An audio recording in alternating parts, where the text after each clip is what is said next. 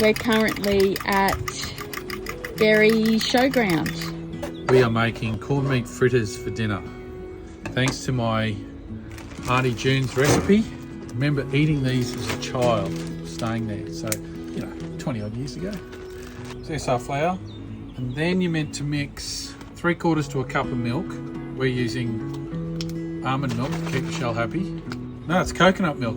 Oh. So I'm going to put a cup in there and crack an egg in. These have been great eggs. We picked these up at the IGA in Namiak. Nabiac. From egg producer up there. They're fantastic eggs. Lovely and yellow, and that's my mixing skills. As you can tell, they need a bit of work. Right, so I'm going to add 3/4 of that to the batter. Now apparently it doesn't want to be too runny. Now I haven't added any of the other goodies yet. Needs more milk. Add a bit more. And Heatley's cut up some onions as well as the corned meat to go with it. Onion, corned meat in. I feel like I'm one of those four-wheel drive cooking shows. So I've just put some oil in the pan. I've added some salt and pepper to the mix. Adding the batter. Ooh, a bit splattery.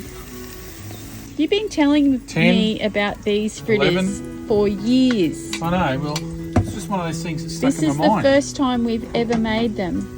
Anyway, there they are. They look to be going okay. So we're Yep. about to flip them. Let's see how they look. They're rising quite nicely. Ooh, that looks really good. Michelle sounds a bit surprised, people. Well, look. We're going to do up the sauce now. This is one I've never done before, so it's a real specialty. It's barbecue, tomato, dash of Worcestershire. Here we go. Looks like brown sauce. I think we're done. So let's serve them up. And Michelle's done up a little salad for us. Haven't we got an interesting neighbour? Look at that carving up there. Dinner.